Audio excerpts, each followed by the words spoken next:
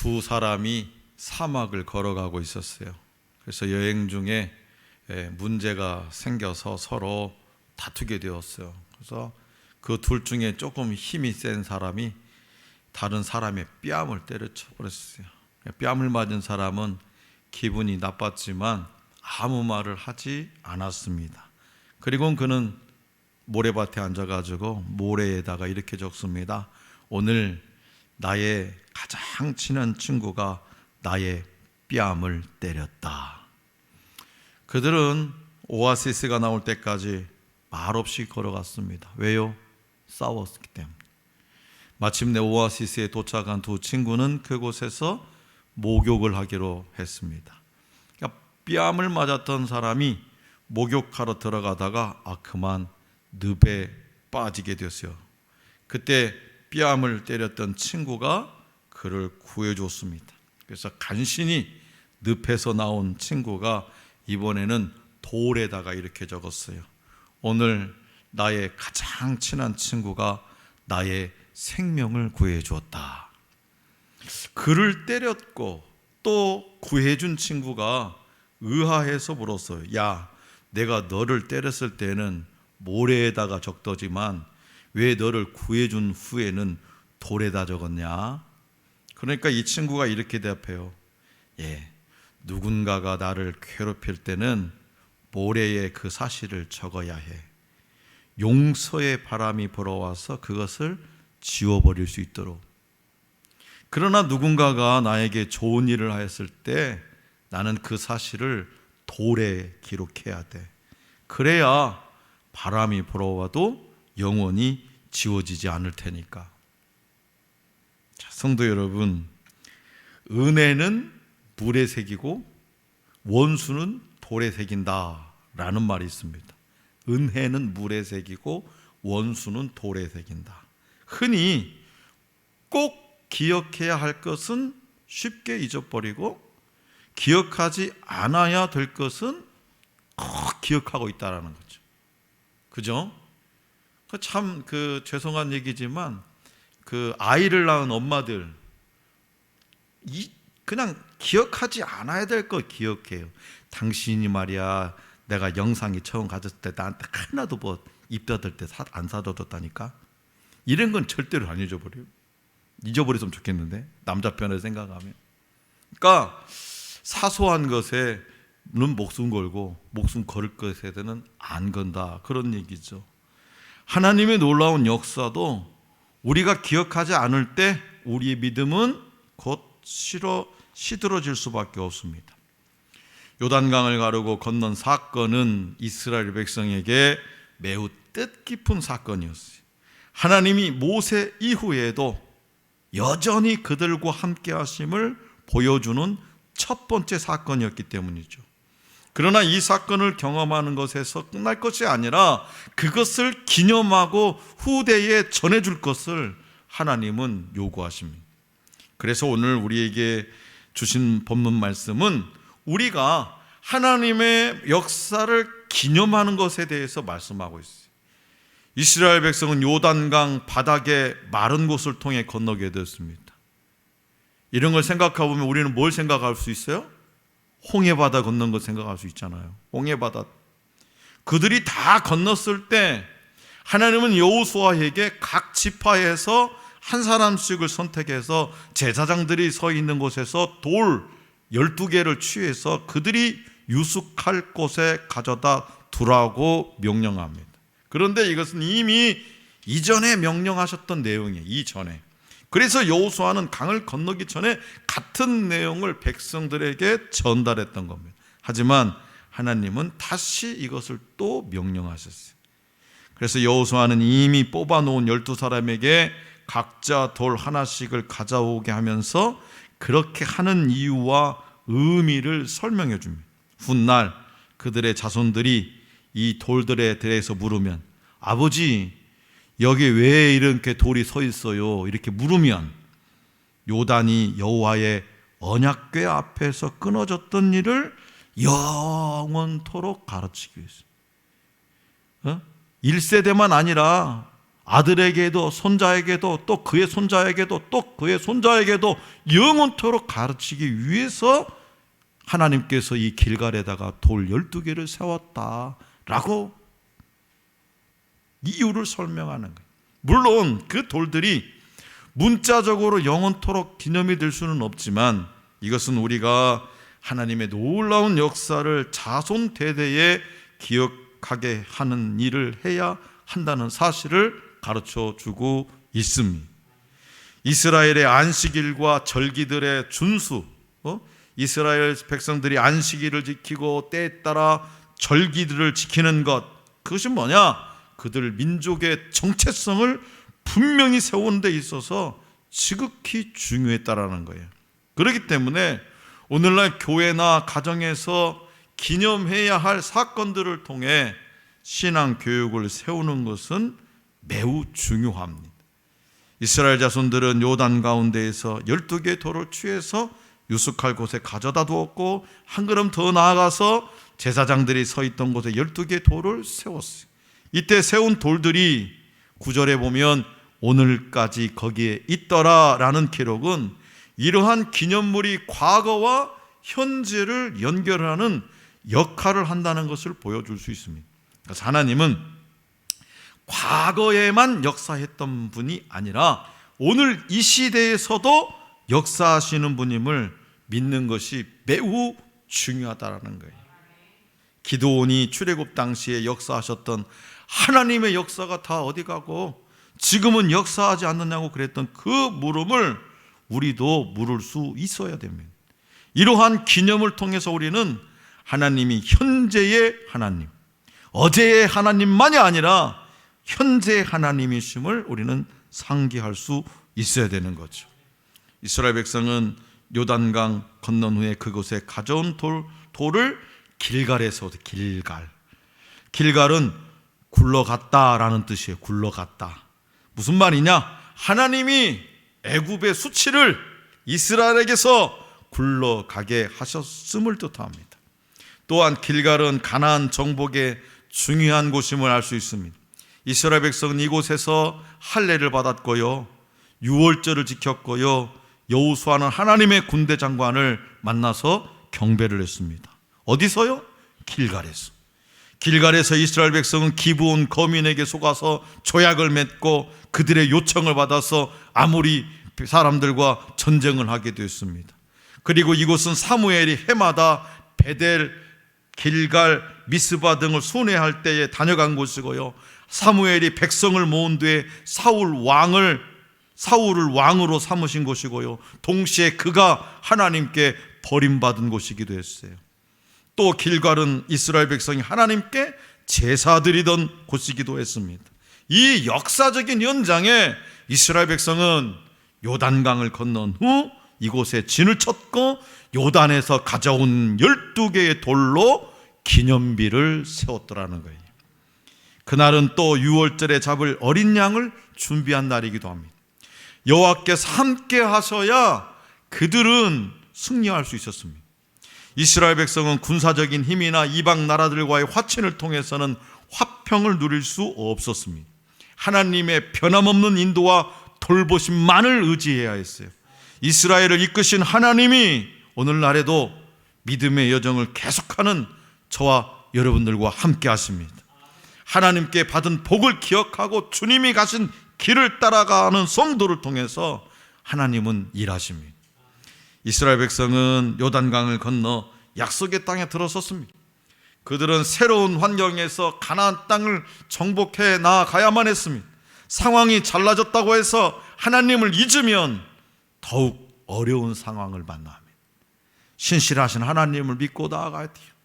그 옛날 강물을 그치게 하시고 백성을 약속의 땅으로 인도하신 하나님은 오늘날에도 우리에게 구원의 역사를 허락하십니다.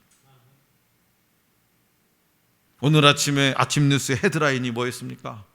코로나19 오미크론 바이러스로 인해서 13,000명의 확진자가 하루에. 그래가지고 난리 났습니다. 우리 집도 시끄럽습니다. 내려오지 마라. 내려오지 마. 엄마가 올라갈게. 내려오지 마. 난리가 났습니다.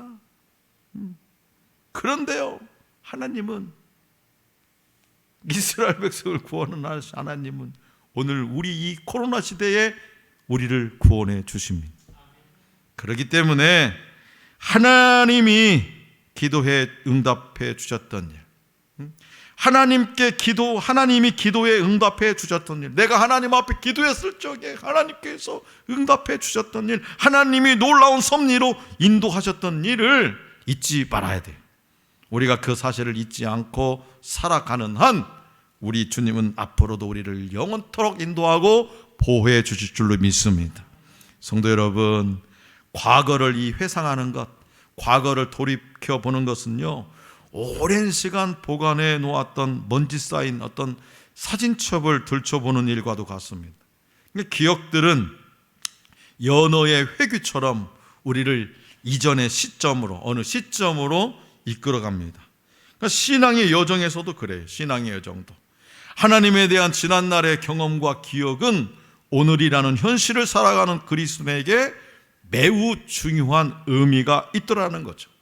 하나님이 내게 펼쳐주신 지난 인생을 재해석하면서 또 오늘을 어떻게 살아가야 할지 스스로 방향을 결정하는 과정에서 오늘 저와 여러분들의 신앙은 성숙하는 거예요.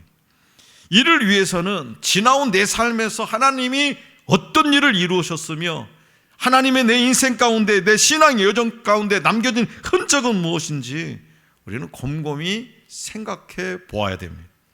고단한 일상에 지치고 또 바쁘다는 핑계로 분주한 나머지 하나님의 손길을 되돌아보지 못한다면 우리의 신앙은 점점 메말라갈 거예요. 그래서 놀라운 은혜를 경험했던 사람들도 세월이 흐르면 그 은혜를 잊어버려요. 세월이 흐르면 목사님 제가요 소시적이에요 어쩌고 얘기를 들어보면 파란만장이 대단해요. 하나님의 놀라운 은혜, 넘치는 그 사랑, 대단해요. 존경스러워요. 근데 지금은 뭐냐면 지금은 그런데요, 우리는 세월이 흐르면 사람은 그 은혜를 잊어버리지만 하나님은 절대로 변치 않습니다. 오직 하나님만이 구원을 베푸신다는 사실도 변함이 없습니다. 광야를 거쳐 요단강을 건너도록 하신 하나님의 놀라운 역사는요, 이스라엘 후손에게 그대로 전해져야 했습니다. 시대가 바뀌고 상황이 바뀌면 직접 구원의 역사를 경험하지 못한 세대들은요, 더욱 타락하기가 쉽습니다. 지금의 우리도 마찬가지예요. 약속의 말씀을 잘 가르치고 하나님이 어떻게 인도하셨는지 다음 세대에게 알려줘야 돼요. 다음 세대. 길갈에 세워진 12개의 돌들은요, 이스라엘 백성이 살아내왔던 그 모진 눈물의 세월에 함께 하신 하나님을 기억하고 기리기 위해서 세운 돌입니다.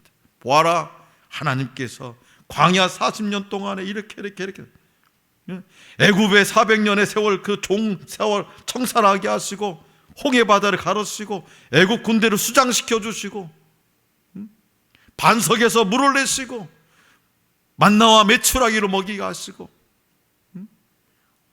신발이 닳지 않도록 하시고 옷이 떨어지지 않게 하시고 낮에는 구름 기둥으로 밤에는 불 기둥으로 인도하셨던 그 하나님, 그 하나님을 기억하고 기리기 위해서 세우신 돌입니다. 이스라엘이 하나님 백성이라는 정체성을 각인시켜주는 돌입니다.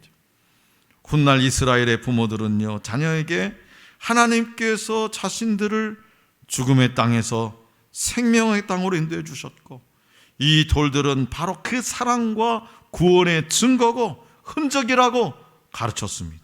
다시 말해서 이스라엘에게 이 돌들은 하나님의 사랑과 구원, 은혜의 흔적이며 증거였으며 그들의 역사와 하나님이 그들에게 베푸신 구원의 은혜에 대한 자녀들의 호기심과 질문을 유도하기 위해 아주 좋은 학습 도구였다라는 거예요. 사랑하는 성도 여러분, 오늘 저와 여러분들도 지나간 시간 속에서 떠는 지난날 경험한 하나님의 손길을 되돌아볼 수 있기를 원합니다. 나만이 아닌 나의 부모와 손조들에게, 더 나아가 이 나라와 민족에게 베푸신 하나님의 은혜와 흔적들을 떠올려 볼 수 있기를 원합니다. 때로는 그 흔적은 고통과 아픔 뒤에 얻은 것일 수도 있습니다. 우리 한국교회는요, 약 3,000명의 선교사들이 생명을 걸고 목숨을 걸고 전한 복음 위에 세워졌어요. 그냥 적당하게 그냥 대충 떨어진 복음이 아니라 3,000명의 선교사들이 목숨을 바쳐서 세워진 교회라 이 말이에요. 그들의 헌신은 마치 여호수아의 명령에 따라서 법궤를 메고 흐르는 요단강에 발을 내딛는 것과 같이 믿음 있는 행동이었습니다. 우리는 그들의 헌신에서 기념비로 세울 돌들을 취해야 되는 거예요. 그리고 지금 한국 교회 가운데 세워져야 됩니다. 그래서 그들의 노고와 헌신을 후대에 알려야 돼요. 그래야 우리 후손들이 한국 교회가 세워지도록 하신 하나님의 은혜를 알게 되고, 그래야 하나님의 명령에 순종해서 헌신할 수 있는 믿음의 후손들이 태어날 수 있습니다. 오늘 기독 공부를 한번 쫙 넘쳐봤더니 우리 교단 내에 총회에 기독교 사적 연구회가 있더라고. 우리 교단만. 그래가지고 지금 각 지방을 돌면서 그 교회 사적을 유지 보존하는 작업을 하고 있어요. 참 좋은 일입니다. 매년 전에 우리 청소년들 데리고 양화진 선교사 미혹도 가보았습니다. 그게는 갓 태어나서 그냥 엄마 따라와가지고 갓 태어나서 죽은 어린 아이의 묘도 있습니다. 갓 태어나서 7살짜리도 죽은 아이도 있고요. 자, 그렇다면 이제 여러분의 신앙의 흔적은 뭡니까? 여러분들의 신앙의 흔적이 뭐예요? 여러분들의 믿음의 길에 세워진 돌은 뭡니까? 자녀들의 눈에, 귀에, 입에, 몸에 새겨줄 믿음의 흔적들, 마커스는 뭡니까? 여러분 친구들에게 보여줄 수 있는 예수 그리스도의 흔적들이 뭐냐 이 말이. 어떤 집안은 성경책 손때 묻은 성경책을 하나씩 들고 와가지고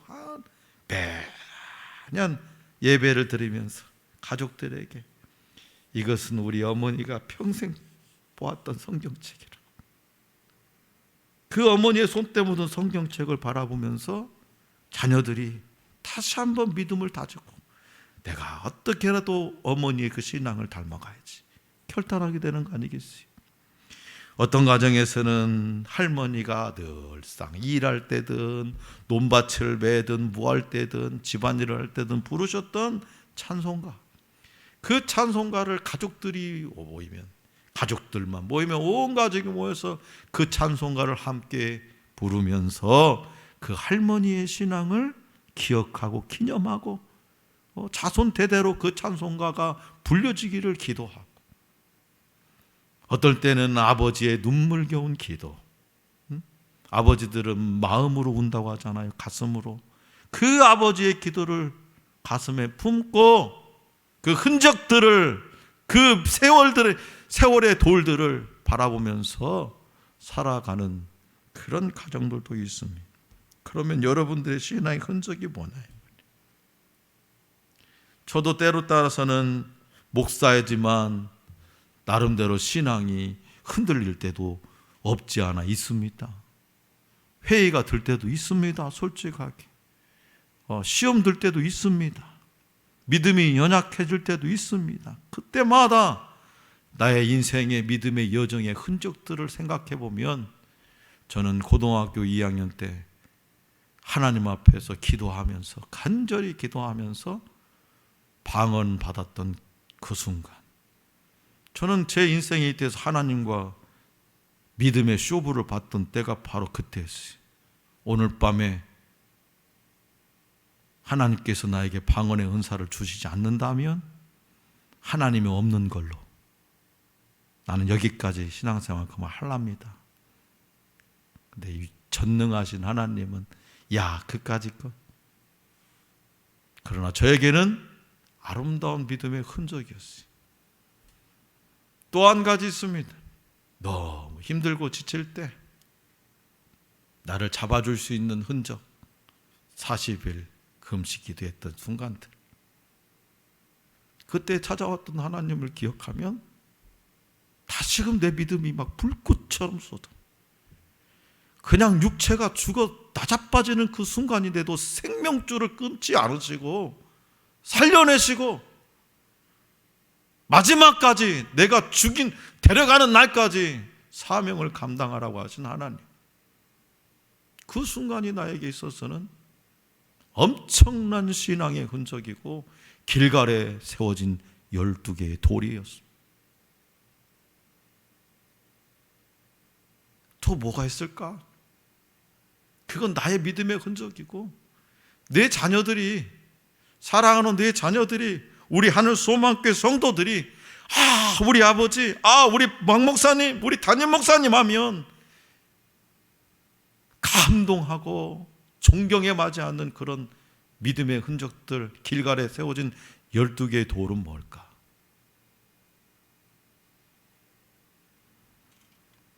신앙의 길에서 얻은 보석 같은 믿음의 흔적은요, 나에게만이 아니라 자녀와 주변 이들에게까지도 언제든지 꺼내 보여줄 수 있는 믿음의 표징이 될 것입니다.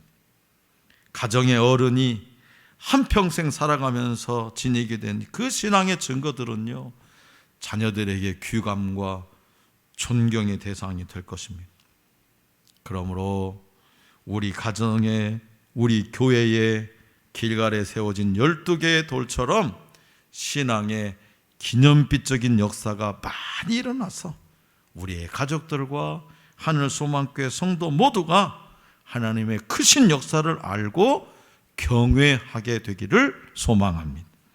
밀물과 썰물처럼 기쁨과 고통이 번갈아 이어지는 삶이지만 나의 위안이 되시는, 영원토록 나의 위안이 되시는 하나님이 내 곁에 계심을 고백하면서 믿음의 흔적들, 그 마커스를 남기며 살아가는 우리 모두가 될 수 있기를 간절히 기원합니다.